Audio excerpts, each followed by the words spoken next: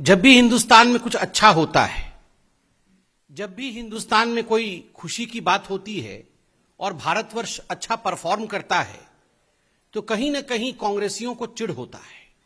कहीं ना कहीं राहुल गांधी से रुका नहीं जाता है और राहुल गांधी कहीं ना कहीं उस पूरे विषय पर प्रेस कॉन्फ्रेंस के माध्यम से एक प्रश्न चिन्ह लगाने का काम करते हैं, एक अड़ंगा लगाने का काम करते हैं। कल का दिन एक बहुत महत्वपूर्ण दिन था। कल तो योग दिवस था ही, किंतु संयोग देखिए कल जिस प्रकार से पूरे विश्व में हिंदुस्तान एकमात्र ऐसा देश बना जिसने एक ही दिन में लगभग 87 लाख वैक्सीनेशन, पूरे देश में ये जो वैक्सीनेशन ड्राइव रहा वो अपने आप में एक ऐतिहासिक मोड़ पे जाके खड़ा होता है।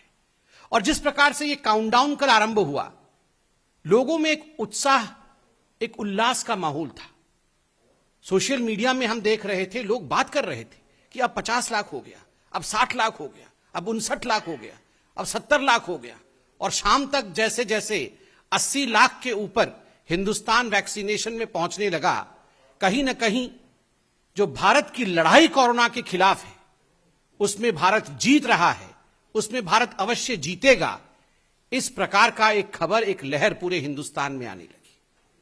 किंतु दुखद है कि आज सुबह राहुल गांधी ने प्रेस कॉन्फ्रेंस करके एक व्हाइट पेपर की बात की है और कहीं ना कहीं अड़ंगा लगाने का काम किया है। बंधुगण, आप सबने इस कोरोना की लड़ाई को शुरू से ही देखा है। आरंभ में ही राहुल गांधी और कांग्रेस पार्टी ने जब भी इस लड़ाई में निर्णायक मोड़ आए, उस समय उन्होंने राजनीति करने की भरसर प्रयास किए। कहीं ना कहीं इस लड़ाई को डिरेल करने का अथक परिश्रम राहुल गांधी ने किया है। मैं तो कहूंगा अथक परिश्रम राहुल गांधी जी ने भी किया है। और अथक परिश्रम केवल और केवल इंडिया की जो लड़ाई है कोरोना, इंडिया उससे डिरेल हो जाए, उसमें अथक परिश्रम राहुल गांधी जी ने किया है। बहुत टायरलेस एफर्ट किया है। आप याद रखिए, जब लॉकडाउन की परिस्थिति थी, पहली बार भारत सरकार ने लॉकडाउन किया था, उस समय उसी लॉकडाउन को तुगलकी लॉकडाउन कह के भारत के जो युवराज हैं कांग्रेस पार्टी के, राहुल गांधी ने संबोधित किया था, ये तो तुगलकी लॉकडाउन है। तुगलकी लॉकडाउन से लॉकडाउन क्यों नहीं हो रहा है? हमें वैक्सीन चाहिए से इस वैक्सीन में तो गाय का खून मिला हुआ है।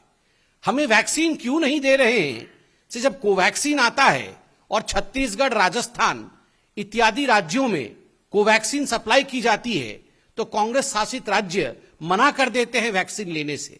वैक्सीन हेजिटेंसी को बढ़ावा मिलता है। ये सभी विघ्न बाधाएं राहुल गांधी ने भारत के कोविड लड़ाई में खड़ी की है। मैं तो आज राहुल गांधी को एक अनसॉलिसिटेड एडवाइस भी दूंगा। वो शायद हमसे एडवाइस नहीं चाहते हैं, मगर फिर भी मैं दूंगा कि कब तक आखिर आप ये वर्चुअल प्रेस कॉन्फ्रेंसेस करते रहेंगे? कब तक ये वर्चुअल प्रेस कॉन्फ्रेंसेस करेंगे? कभी रियल काम तो करिए।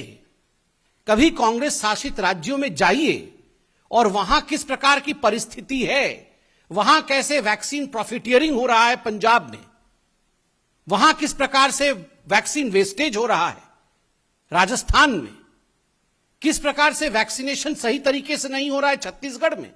आप वर्चुअल से निकल करके रियल ग्राउंड में जाके समीक्षा करिए राहुल गांधी जी। आज भी मुझे आश्चर्य हुआ, राहुल गांधी जी अपने प्रेस कॉन्फ्रेंस में डिसेंट्रलाइजेशन की डिमांड कर रहे थे कि ये जो लड़ाई है कोविड के खिलाफ, ये जो वैक्सीनेशन का प्रोसेस है, अगर डिसेंट्रलाइजेशन होगा तो वो ज्यादा अच्छा होगा। मुझे तो कभी कभी लगता है कि कंफ्यूजन और राहुल ये पर्यायवाची शब्द है। Confusion is thy name. Rahul Gandhi ji का नाम ही कंफ्यूजन है। He is Confucius Gandhi. हमेशा कंफ्यूजन में होना चाहिए, नहीं होना चाहिए, वैक्सीन लेना है, नहीं लेना है, लॉकडाउन करना है, नहीं करना है। हर विषय को लेकर एक कंफ्यूजन की स्थिति को उन्होंने उत्पन्न करने का काम किया है, राजनीति करने का काम किया है। आज उन्होंने व्हाइट पेपर के बारे में कहा है कि एक व्हाइट पेपर वो जारी कर रहे हैं और कुछ बिंदु उन्होंने कहा है। बंधुगण, हम भी एक व्हाइट पेपर लेकर आए हैं। ये हकीकत है जो आज आपके सामने हम बयां करने वाले हैं।